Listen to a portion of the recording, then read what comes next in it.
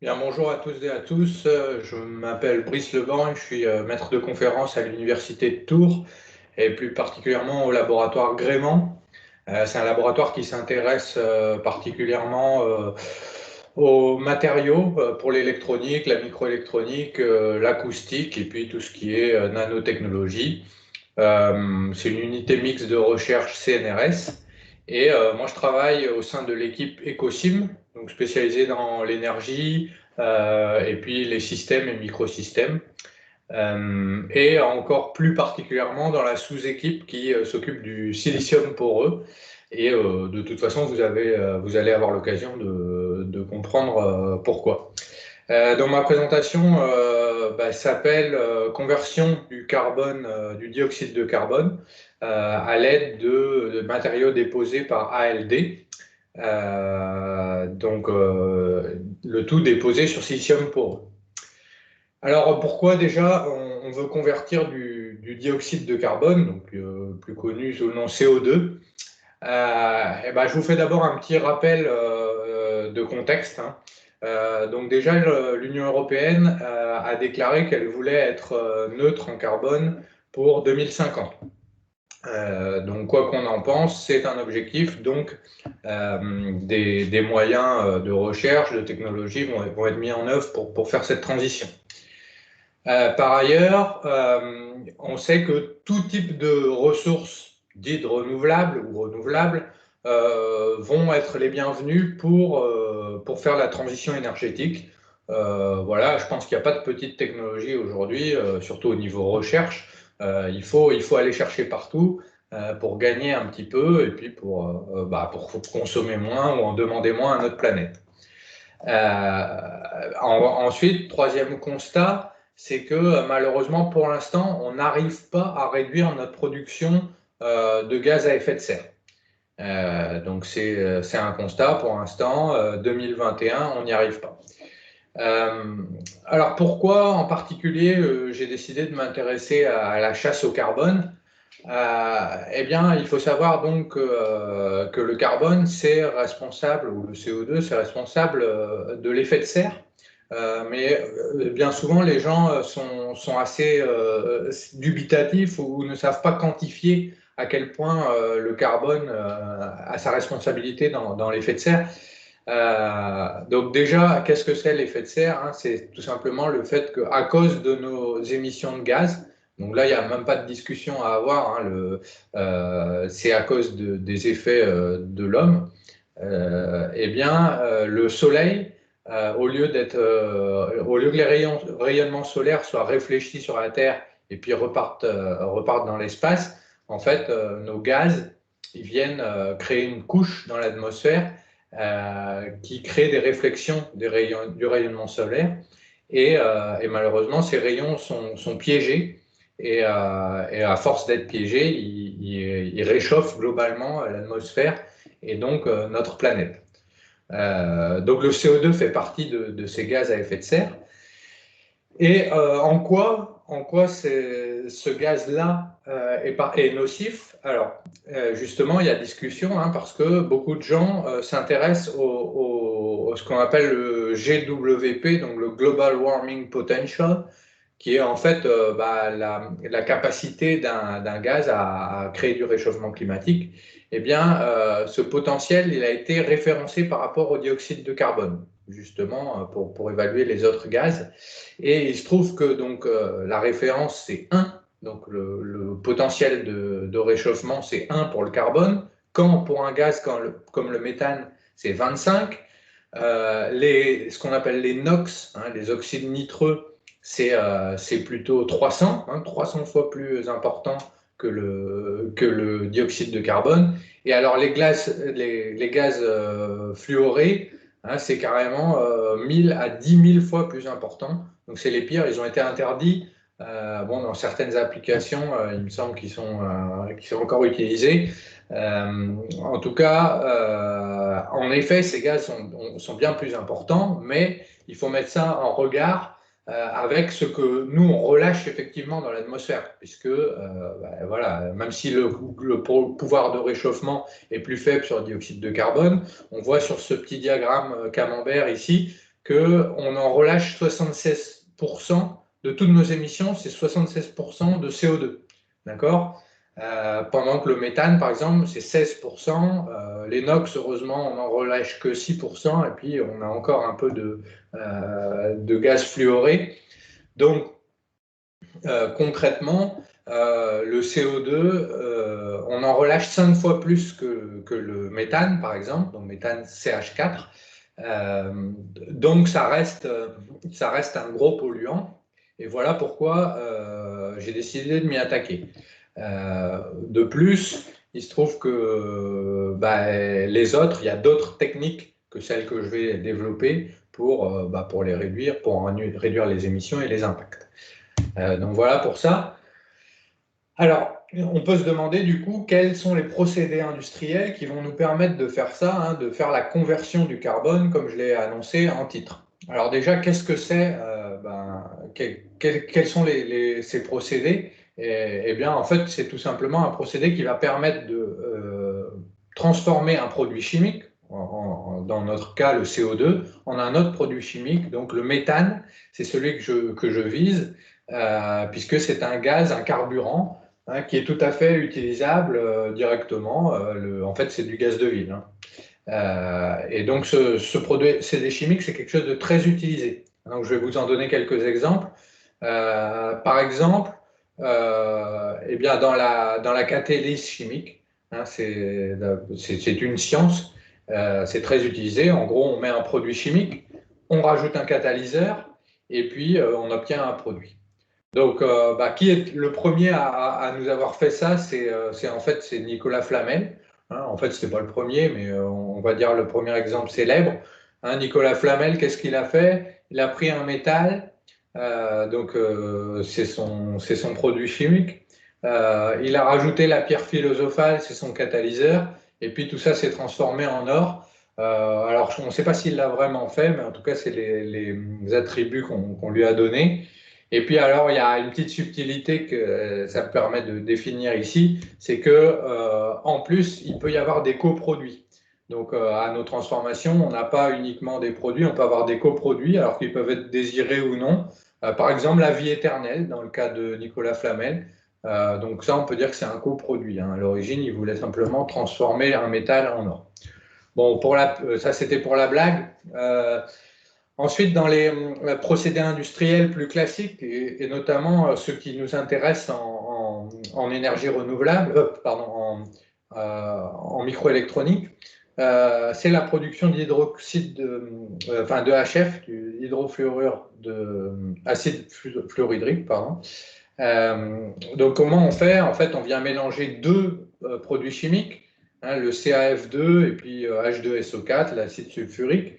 On vient mettre ça dans une machine, en fait, avec notamment certains produits, donc des catalyseurs.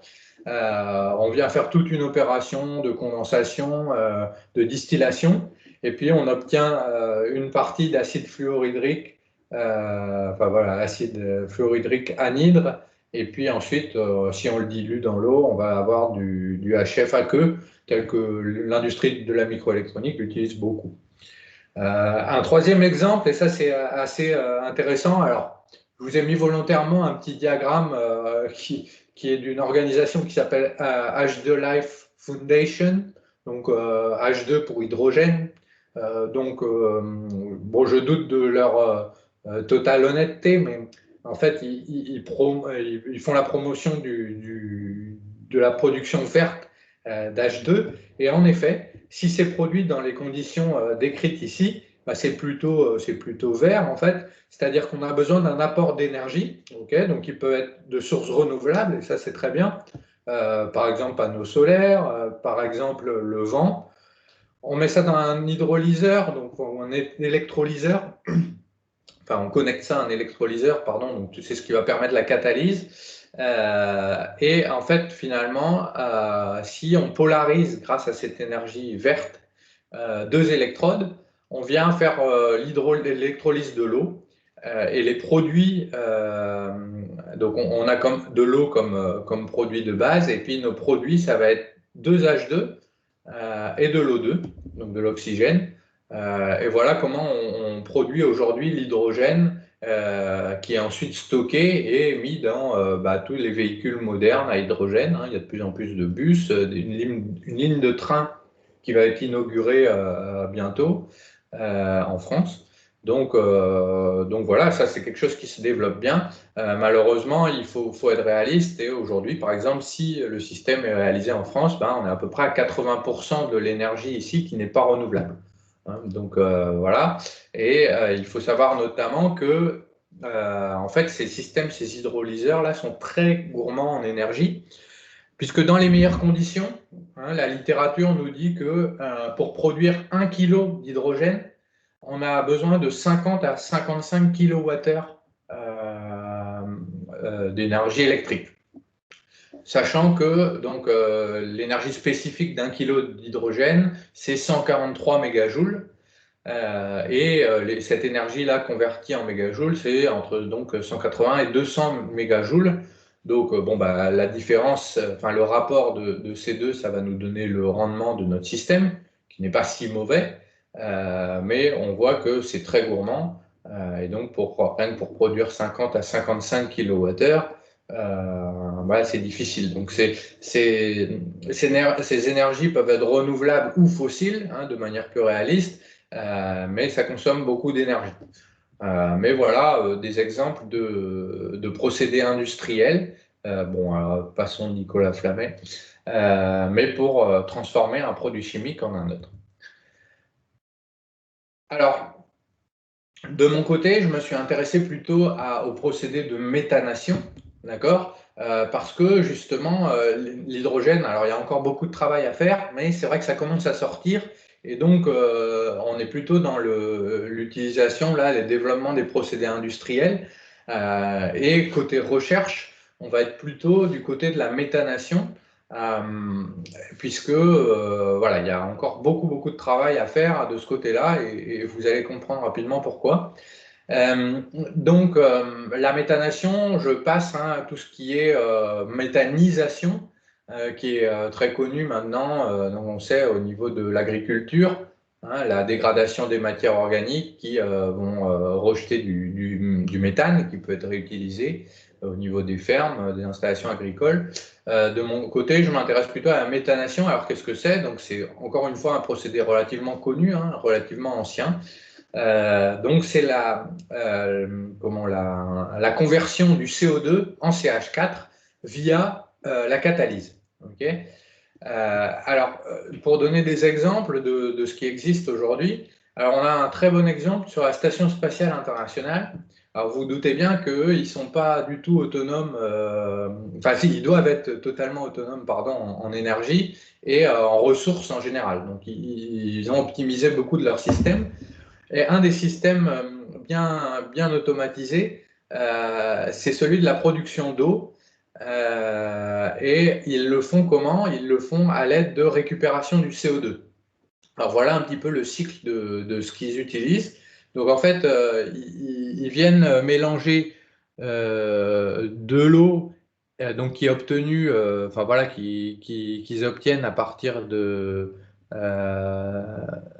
de leur électrolyseur. Donc, ils ont de l'eau à disposition, ils ont du CO2 et ils font le procédé de réduction de l'eau, donc de réduction du CO2, pardon. Donc, suivant cette formule, CO2 plus H2, plus 2H2, donc qui viennent de l'électrolyseur, plus encore 2H2, alors pour le coup qui vient d'ailleurs, donne 2H2O plus CH4. Donc dans leur cas, leur but c'est de créer de l'H2O et pas du CH4. Et d'ailleurs, ce qu'ils font au sein de la station spatiale, c'est que le CH4, ils le relarguent dans l'espace. Donc voilà, on a bien commencé à polluer la Terre. Aujourd'hui, on le fait dans l'espace. Voilà, parce que le méthane, eux, ils n'en veulent pas à bord de la station. C'est plutôt dangereux. Mais voilà, ils recyclent en fait le CO2 qui est dégagé par la respiration des astronautes. Et donc, ça a été installé en 2011, il me semble, ce système. Et donc, ce système s'appelle un système de Sabatier parce que cette réaction, c'est une réaction de Sabatier. D'accord? Donc, voilà pour cette histoire. Une autre une autre technologie qui existe et qui est bien développée, c'est ce qu'on appelle la formation, la synthèse de gaz et donc le reformage de vapeur de méthane. Alors, je vous l'ai mis dans un sens intéressant, c'est-à-dire que beaucoup de personnes, donc, dans l'industrie, ici par exemple, c'est un diagramme qui vient d'Air Liquide, c'est ce qu'ils utilisent, ils prennent du méthane, donc des vapeurs de méthane, qu'ils combinent à de l'eau, et ils en dégagent donc du CO. Donc CO, c'est monoxyde de carbone, un gaz toxique qu'on n'aime pas trop, mais surtout 3 molécules d'hydrogène. Et ça, c'est leur façon de créer de l'hydrogène, donc, qui est en sortie ici. Donc, comme vous voyez ici, il mixe du CH4 avec de l'H2. Parce que, encore une fois, aujourd'hui, et notamment pour Air Liquide, c'est intéressant de produire de l'hydrogène. Sauf qu'il se trouve que c'est une réaction qui marche dans les deux sens. Donc, une des solutions pour faire de la méthanation, ça peut aussi être de combiner de l'hydrogène, donc qui peut éventuellement être obtenu par électrolyse, comme sur la Station spatiale internationale. Mélangé avec du CO, malheureusement, le monoxyde de carbone, c'est aussi un gaz qu'on trouve beaucoup, donc on pourrait recycler et pour former de l'eau et du méthane, pourquoi pas. Donc ça, c'est un très bon procédé. Un des problèmes, donc qui n'est pas un problème pour les industriels, mais on va dire pour certaines applications, comme je voudrais développer, c'en est un, c'est qu'il a lieu à entre 850 et 900 degrés, voire plus, et sous des pressions de 20-30 bars. Donc c'est plutôt dans des environnements complexes, donc ce n'est pas forcément quelque chose que l'on souhaite développer.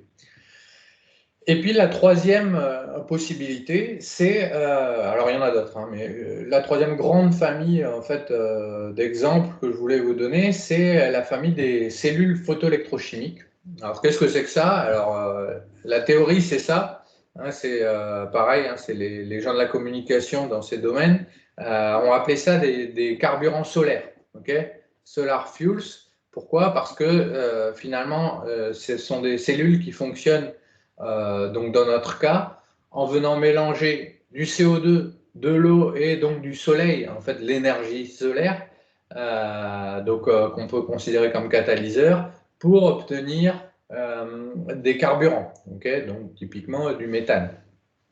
Donc ça c'est la grande idée, voilà. En réalité, je n'ai pas trop envie d'appeler ça et surtout de simplifier autant ce problème. En réalité, c'est beaucoup plus complexe. Les catalyseurs, malheureusement, ce n'est pas juste de l'eau et du soleil. Ce serait trop facile. Donc, ce sont des matériaux très élaborés. Et donc, on peut avoir ce type de réacteurs qui peuvent être fabriqués avec donc des catalyseurs, de l'eau, effectivement, de la lumière, effectivement. Et quand on vient mettre en présence nos réactifs, donc CO2 et le catalyseur, on peut avoir des dégagements de tout type et malheureusement, ce n'est pas des réactions si simples. On ne produit pas forcément que du méthane, on produit aussi des coproduits, comme on l'a vu au début avec Nicolas Flamel. Donc, pour résumer à propos de la méthanation et où on en est aujourd'hui, malheureusement, souvent les réactions se produisent dans des environnements complexes sous peine d'avoir des rendements très faibles. Et ce sont des réactions parfois aussi compliquées à comprendre puisqu'elles peuvent aller dans toutes les directions. D'accord? Donc ça, par rapport à la première famille que je vous ai montré, par exemple, pour générer du H2, etc., c'est une gestion de l'énergie qui nous semble plus intelligente, mais qui n'est pas directe et qui impose une grande amélioration et donc beaucoup de travaux de recherche.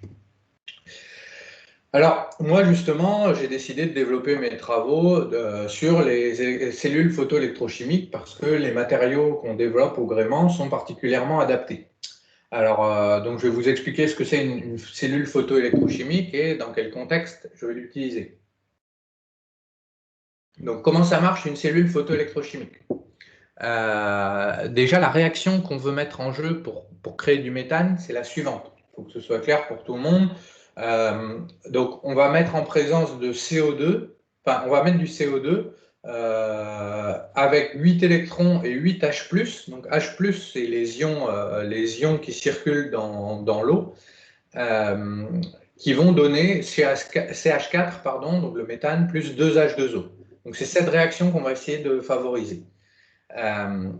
Les cellules conventionnelles qui existent aujourd'hui, bah, c'est ce type de cellules. Donc on vient plonger une électrode donc dans de l'eau ou dans une solution en général, mais voilà. Cette eau va contenir du CO2, puisqu'on va venir souvent volontairement dissoudre du CO2 dans l'eau. Donc c'est tout à fait facile à faire, hein, comme capture de CO2. Et on vient brancher nos 2 électrodes pour pouvoir apporter les 8 électrons nécessaires. D'accord? Donc là, on se retrouve dans le même problème que l'électrolyseur, c'est-à-dire qu'on a besoin d'un branchement externe, d'un apport d'énergie externe pour faire fonctionner le système. Et puis, les ions H+ vont venir circuler entre les 2 électrodes. L'électrode ici va contenir un catalyseur, et c'est ce catalyseur qui va permettre la réaction, ou qui va la favoriser. Voilà, donc le problème, vous l'avez compris, c'est cet apport d'énergie. C'est aussi parce que parfois on a besoin d'une membrane d'échange qui permet d'échanger les protons ici. Donc c'est pas toujours très facile à mettre en œuvre. Voilà, on peut aussi évidemment mettre une cellule solaire de ce côté-là, pour rejoindre un petit peu le groupe des communicants pour l'énergie verte. Bien sûr, c'est tout à fait possible, sauf que dans la pratique, très peu de chercheurs le font. C'est-à-dire qu'ils disent que c'est facile d'apporter ces électrons en mettant un panneau solaire et on a une énergie verte, sauf qu'en pratique, ils ne le font jamais. Et on sait très bien que la différence entre la théorie et la pratique et la réalisation, malheureusement, est importante. Donc il faut développer des systèmes complets et pas se contenter de la théorie. Par ailleurs, ben voilà, je vous décris ici les limitations de ce système. Donc pourquoi ça ne marche pas? Pourquoi ça marche moyennement pour l'instant? Parce qu'on a des problèmes de sélectivité. Donc ça va être un des critères principaux pour faire la réaction. La sélectivité, c'est la capacité de former spécifiquement du méthane. Comme je vous l'ai montré tout à l'heure, on peut parfois avoir de nombreux coproduits. Et ça, il faut l'éviter parce que c'est de la perte d'énergie. Voilà. Il faut aussi de la stabilité. Donc la stabilité, c'est quoi? En fait, c'est la durée de vie du catalyseur avant que ça ne fonctionne plus, hein, avant que la réaction ne se fasse plus. Et puis le troisième critère sur lequel on doit évaluer nos matériaux, c'est l'activation. Et l'activation, c'est tout simplement la capacité à augmenter le taux de réaction. C'est-à-dire que si on a une faible activation, la réaction peut se produire, elle peut même se produire très longtemps, mais à des taux très faibles. Donc il faut qu'il y ait quand même une activité relativement importante. Sans ça, on se retrouve avec des efficacités très très faibles, et c'est le cas aujourd'hui, malheureusement, sur la plupart des systèmes. Donc voilà, hein, pour résumer la situation, voilà ce qui se passe en fait concrètement. Donc quand on vient éclairer un catalyseur ou un photocatalyseur dans notre cas, en présence de CO2 et de H+, eh bien, on peut partir un peu dans toutes les directions, former certes du méthane, mais aussi C2H4, de l'acide formique, etc., du méthanol. Et donc, voilà, essayer de diriger la réaction, c'est notre objectif. Par ailleurs, vous voyez, dès maintenant, je vous le signale, toutes ces réactions ont en fait des potentiels différents. C'est-à-dire que l'énergie mise en jeu pour former tel ou tel produit va être différent en fonction du produit. Donc ça, c'est un paramètre très important dont on va discuter très rapidement. Donc moi, je vous propose quelques améliorations à ces systèmes très répandus dans la littérature.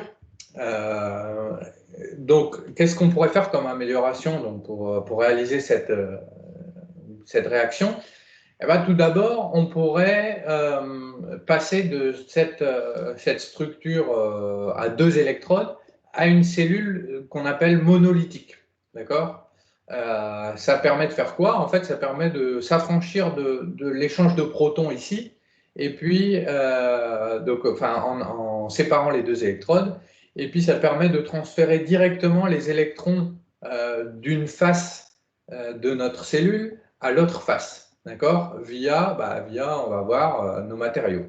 Et ça permet donc d'éviter l'insertion de câbles et l'apport d'énergie de manière éventuellement non renouvelable. Donc ça, c'est une première amélioration et ça permet aussi de diminuer les coûts. Si on a un seul bloc à faire, généralement, ça diminue les coûts. Pas forcément vrai en fonction des matériaux qu'on utilise, mais voilà. Le deuxième point que je propose, et ça c'est un point très important qui est parfois difficile à faire comprendre, c'est que il faut faire de l'augmentation de l'échelle, parce qu'aujourd'hui, beaucoup de travaux en recherche travaillent sur des échantillons d'environ 1 cm² ou un cercle d'1 cm. Ça veut dire que bon, c'est tout petit, donc après on peut dire que c'est des effets d'échelle et qu'il suffit de faire plus grand pour produire plus. Sauf que là, tout le monde qui a travaillé sur l'upscaling pourra être d'accord sur le fait que, en fait, quand on a grandi, malheureusement, tout ne fonctionne pas toujours comme prévu. Et puis surtout, passer de petit à grand, ça implique industriellement ou dans les process de fabrication beaucoup de changements et beaucoup d'adaptations. Donc, ce n'est pas si simple. Pourtant, une fois que c'est fait, on peut diminuer les coûts parce qu'on augmente l'intégration et probablement l'efficacité aussi, puisqu'on aura plus d'activation, puisque on aura une surface plus importante pour faire la réaction. Ensuite, évidemment, il faut faire un travail sur le choix du catalyseur. Il y a de nombreux catalyseurs qui sont à disposition et le fait de faire le bon choix, donc de bien décorer la surface de notre système, ça va permettre évidemment d'améliorer énormément la sélectivité et de diriger notre réaction vers la production de CH4. Et puis évidemment aussi la stabilité, puisque en fait, le problème de placer ce genre de cellules dans une solution, ça conduit bien souvent à de la corrosion, donc de l'oxydation des matériaux. Donc le fait de venir fonctionnaliser nos matériaux va forcément améliorer sa stabilité. Et puis un dernier point que je voulais aborder, c'est le fait d'augmenter la surface de contact. Si on vient améliorer la surface de contact de nos systèmes ici, on va pouvoir encore améliorer l'activation et la sélectivité éventuellement. Donc voilà pour ça. Donc un mot quand même sur tous ces catalyseurs qui existent. Eh bien, quand on s'intéresse dans notre cas, aux cellules photoélectrochimiques, donc qui sont représentées en rouge et en orange, eh bien, il y a eu beaucoup de travail qui a été fait sur sur le water splitting, donc qui est plutôt la formation d'H2 à base d'H2O. Donc voilà, on a des cellules photoélectrochimiques qui marchent avec, regardez, ce genre de catalyseur. Mais pour la réduction du CO2, vous voyez que les taux de conversion, donc les efficacités sont vraiment très très faibles. Alors là, c'était 2014 cette étude. Bon, ça s'améliore, mais vous voyez, pour des catalyseurs qui restent assez complexes, on est sur des rendements largement inférieurs à 1%. Donc c'est quand même le rendement le plus dur, on va dire, puisque c'est le rendement entre l'énergie solaire incidente et la production de carburant. Donc, on peut se permettre beaucoup de pertes dans la mesure où la quantité de soleil qui arrive est quasiment illimitée. Par contre, bon, il est important d'évaluer ce genre de rendement. Et vous voyez qu'il y a des systèmes qui fonctionnent beaucoup mieux. Et donc, voilà. Par contre, un système qui se développe et qui est de plus en plus intéressant, c'est celui, même si c'est pour le water splitting, on peut imaginer que la courbe pour la réduction du CO2 va suivre. C'est pour les cellules mixtes photovoltaïques et cellules photoélectrochimiques, pardon. On commence à avoir des rendements assez intéressants, bien que les catalyseurs restent complexes. Globalement, donc, ce qu'on peut en conclure, c'est que avec ce genre de système, on va pouvoir améliorer quand même les rendements et il y a de la place, mais on peut faire évidemment encore beaucoup mieux. Et c'est ce que je propose dans le cadre de mon projet que j'ai intitulé CAPS. Alors, qu'est-ce que ça veut dire CAPS? En fait, c'est Carbon Dioxide Conversion using Atomic Layer Deposited Catalysts on Porous Silicon. Donc, c'est le titre de ma présentation, je vous l'ai décrit tout à l'heure. Donc, voilà le type de travail que je propose. Donc, on peut imaginer une cellule photoélectrochimique répondant à cette architecture. Donc, dans un milieu aqueux, on va avoir l'énergie solaire qui va venir incider sur notre silicium, et dans notre cas, un silicium poreux. Donc, vous allez comprendre pourquoi. En tout cas, un silicium qui va permettre de transférer aux surfaces supérieures de notre cellule des électrons. En fait, c'est le principe du panneau solaire. Et puis, comme notre système est dans une solution, typiquement de l'eau, on va pouvoir faire un apport de H+ pour réaliser notre fonction. CO2 plus 8H+ plus 8E- donne CH4 plus 2H2O, et donc former notre carburant. D'accord? Donc, normalement, c'est CH4, mais bon, je vous ai montré que ça ne va pas être direct le jour où on va réussir à former uniquement du CH4, bien sûr. Donc, on va dire un carburant. Le catalyseur que j'ai choisi, c'est un oxyde métallique déposé par ALD. Vous allez comprendre pourquoi aussi, juste après. Et donc, qui va venir épouser les pores de notre silicium, dont on va pouvoir ajuster la taille des pores. Et en plus de ça, donc en parallèle de cette cellule photoélectrochimique que je dois réaliser, il faut bien sûr réaliser un système d'analyse basé sur la fabrication d'un réacteur.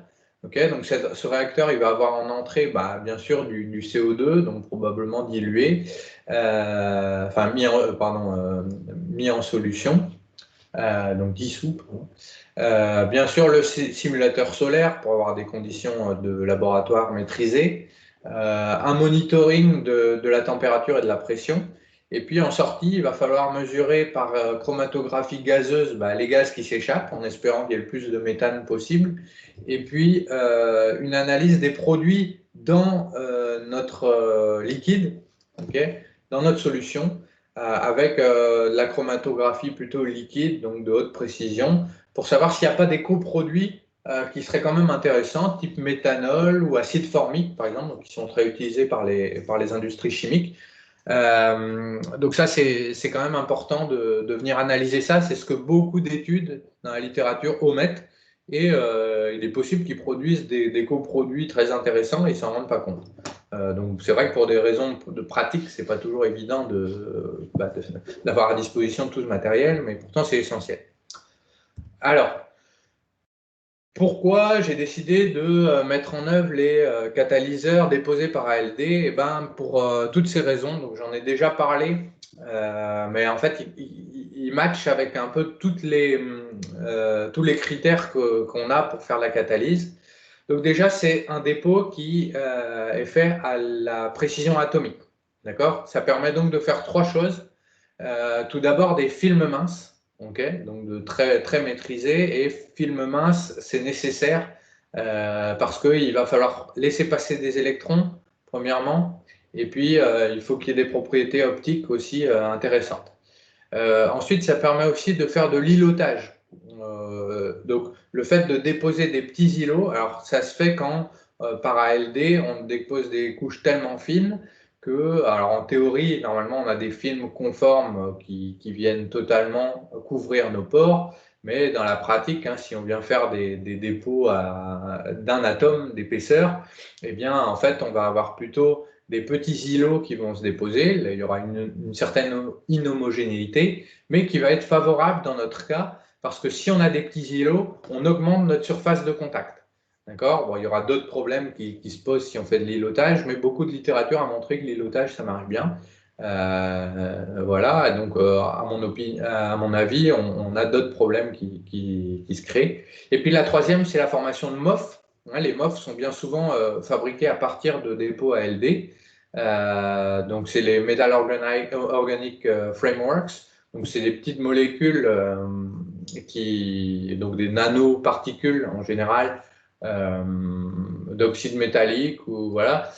Sauf que malheureusement, ça coûte cher à la synthèse parce que c'est pas juste un dépôt ALD, il faut les traiter. Et donc, voilà, même si ça fonctionne probablement très bien, il y a un peu de littérature là-dessus d'ailleurs, c'est pas mon favori. Donc, quand même, pour résumer ces avantages de l'ALD, ils permettent un dépôt conforme, d'accord. Ils permettent de déposer des métaux et des oxydes métalliques, et les deux sont des éléments intéressants dans la catalyse, dans la science des catalyses. Ça a une action de passivation, c'est-à-dire que je vous ai parlé des problèmes de corrosion. Eh bien, si on vient déposer de manière conforme sur tout le silicium poreux, on va éviter la corrosion du silicium poreux. On sait que c'est un des inconvénients du silicium. Et puis, ça permet le transfert de charge, puisque ce sont des semi-conducteurs si on utilise les oxydes métalliques, certains oxydes métalliques. Voilà pour les avantages. Deuxième, donc pour rentrer un peu plus dans le détail sur le côté passivation, pour le justifier, on a la littérature qui nous montre en effet que pour certaines épaisseurs, alors pour le coup ici c'est un oxyde métallique qui est l'oxyde de titane, ils ont montré que s'ils déposaient une certaine épaisseur, ils avaient présence d'oxygène et donc de formation d'oxyde natif au niveau de l'interface avec leur substrat. Ici, c'est un substrat ASGA, bon, peu importe. Et puis, pour certaines conditions, et ça peut être aussi bas que 3 nanomètres d'épaisseur, avec 3 nanomètres d'épaisseur, quand ils observaient chimiquement le contenu de leur couche, ils avaient uniquement de l'oxygène au niveau de TiO2, puisque c'est le matériau, mais ils n'avaient plus d'oxygène piégé dans l'ASGA. Et donc, ils arrivaient à complètement passiver leur surface et à éviter les problèmes type oxyde natif. Donc, les couches fines sont suffisantes et ça, c'est favorable à nos systèmes. Donc voilà, un autre point important à connaître sur ces catalyseurs, et donc ces couches que je veux mettre en surface de mon silicium poreux, c'est qu'il faut savoir que la sélectivité donc, de la réaction va dépendre du gap du catalyseur. D'accord? Et donc, je vous ai mis en vis-à-vis justement certains semi-conducteurs et les réactions qui peuvent être réalisées en fonction de leur gap. Donc, par exemple, ici, on voit pour le méthane, le potentiel d'une telle réaction donc, se situe par là. Et donc, il y a certains matériaux qui ne permettent pas de faire ces réactions. Vous voyez, ici, il y en a qui sont hors du gap. Et par exemple, le silicium poreux n'est pas capable d'être favorable pour le water splitting, par exemple, puisque la bande de valence est au-dessus de ce système. Donc voilà, donc ça c'est un graphe pour les chimistes. Pour les électroniciens, on préfère raisonner en gap en électronvolts, okay, donc c'est la même chose. Donc, vous voyez, vous retrouvez ici l'équation du water splitting et ici la conversion CO2-CH4. Donc ce sont les mêmes valeurs en niveau énergétique et qui sont mis en vis-à-vis ici de nombreux semi-conducteurs dont on reconnaît ici l'oxyde de titane, TiO2. Et ici, l'étude très intéressante, très récente, a montré que comment tous ces matériaux-là sont assez favorables. En fait, leur gap est assez bien ajusté, que ce soit leur band gap ou leur band edges, donc les bandes de valence et bandes de conduction, sont favorables pour la réduction du CO2, puisqu'on est dans la bonne gamme, sans m'étendre. Le problème qu'il y a, et pourquoi certains matériaux ne peuvent pas être utilisés pour faire ces conversions, donc photoélectrochimie, c'est parce que le gap ne peut pas être trop haut ou trop bas. Pourquoi? Parce que l'absorption de la lumière, il faut que que l'absorption se fasse dans la lumière du visible. La lumière du visible, ça va être dans un gap,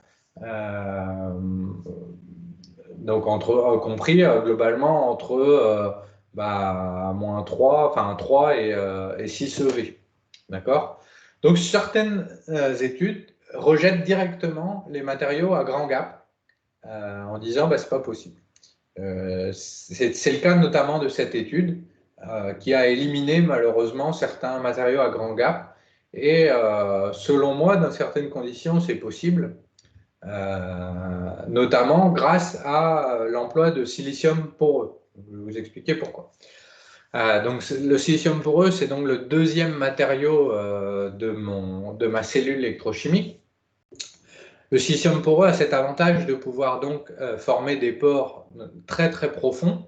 Hein, donc vous reconnaissez une très belle étude du groupe silicium poreux du gréement. Donc en fait, ils ont réussi à faire des pores très très profonds. Et donc, imaginez faire une réaction chimique dans ce type de pores, on arrive à augmenter énormément la surface.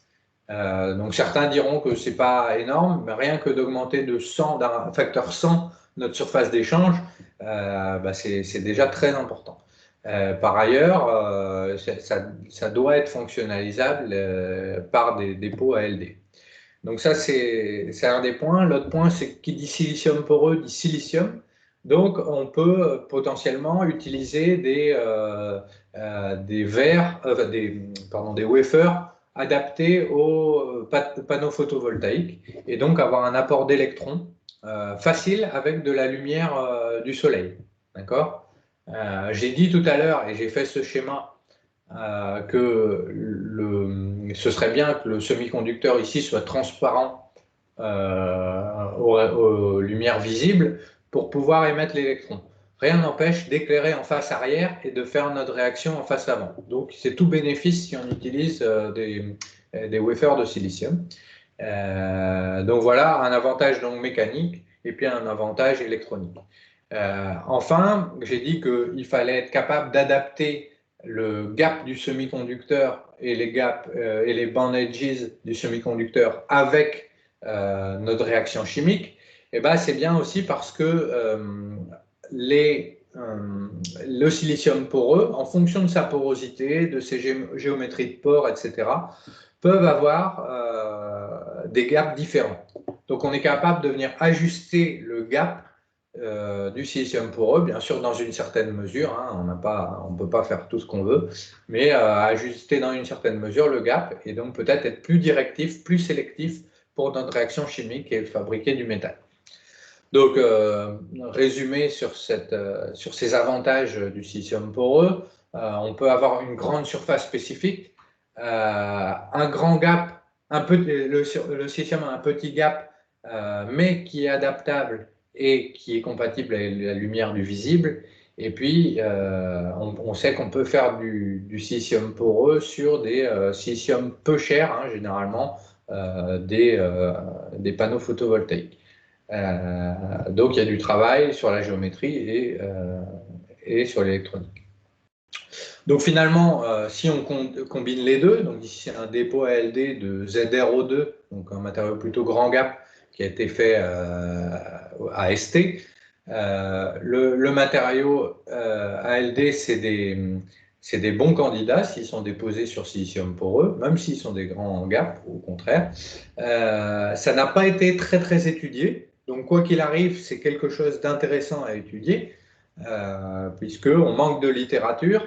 Et donc, bien sûr qu'il y a des résultats plus intéressants, par exemple, sur des TiO2, qui sont très, très étudiés. Mais peut-être que la raison pour laquelle les résultats sont si bons, c'est parce qu'ils sont aussi plus étudiés et plus optimisés.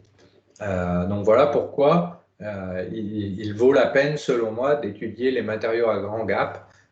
Si on vient adapter de manière intelligente notre structure grâce au gap du semi-conducteur, enfin du silicium poreux. Et puis enfin, bien sûr, il est nécessaire pour améliorer la technologie d'utiliser des matériaux compatibles avec les grandes surfaces. Donc on ne peut pas rester sur des catalyseurs type poudre qui vont être déposés sur des centimètres carrés. Ça, c'est pas viable industriellement. Donc, pour essayer de pousser la technologie au maximum, on est obligé de venir utiliser des technologies plus grandes, surface, et pourquoi pas utiliser les wafers qui sont très bien maîtrisés. Donc voilà pour cette partie cellules photoélectrochimiques.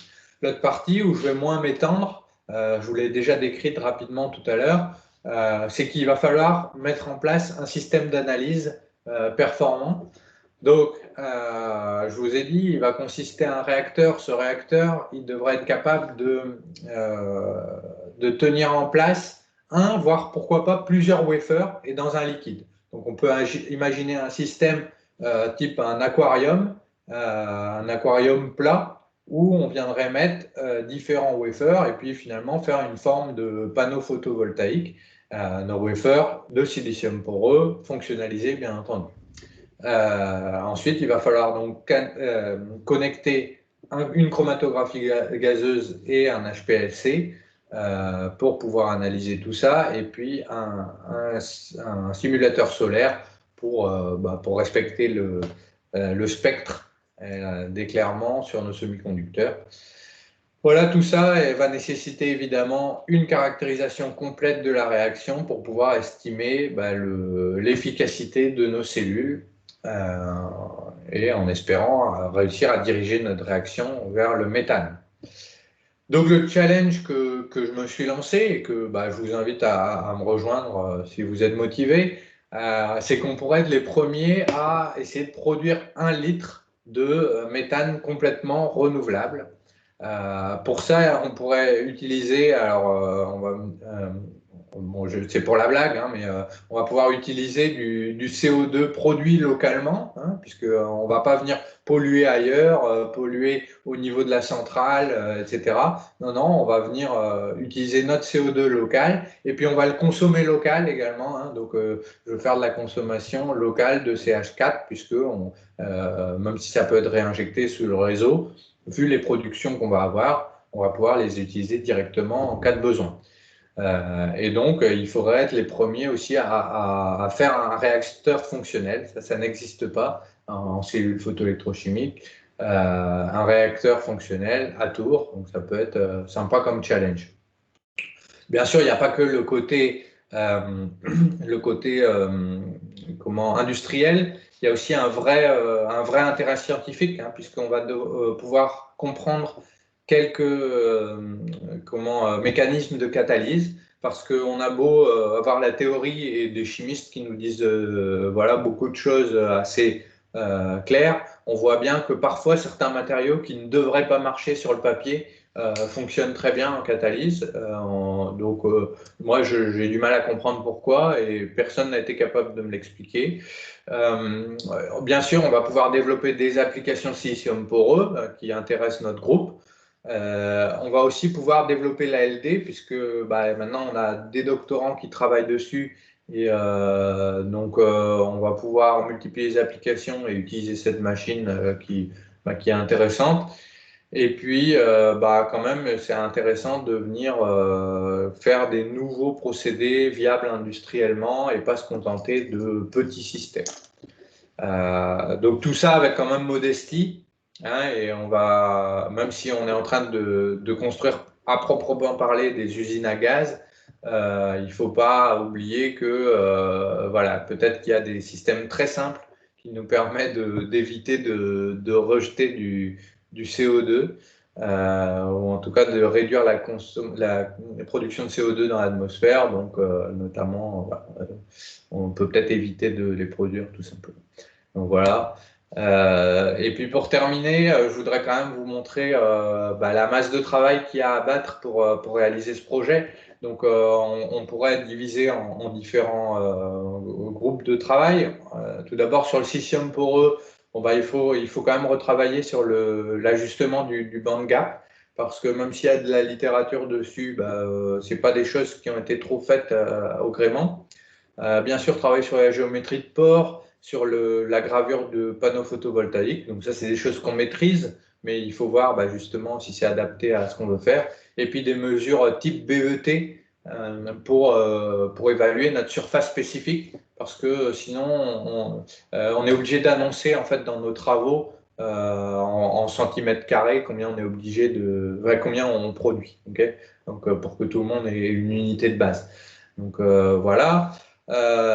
Côté matériaux ALD, donc moi je voulais me concentrer sur, bon, évidemment le TiO2 qui a l'air d'être le candidat phare, mais très étudié. Donc pour être un peu original, ces matériaux à plus grand gap et en fait qui sont étudiés par des gens ici peuvent être intéressants. Ils ont été éliminés par certaines études pour des raisons justement de grand gap, donc c'est-à-dire qu'ils ils rentrent pas dans le spectre solaire, sauf que nous on utilise le silicium pour eux, donc je pense que c'est quand même, ça reste des bons candidats. Et bien sûr il faut faire les mesures de gap, donc c'est des choses que je suis en train de faire également. Et puis la fabrication du réacteur, je ne reviens pas là-dessus, ce sera un grand travail. Et puis bien sûr la moulinette pour comprendre tout ça et en faire l'analyse. Donc, je vous remercie beaucoup et si vous avez des questions au sujet de cette présentation, si vous voulez aider, apporter votre contribution, eh ben, n'hésitez pas, ce sera avec grand plaisir. Je vous remercie. Au revoir.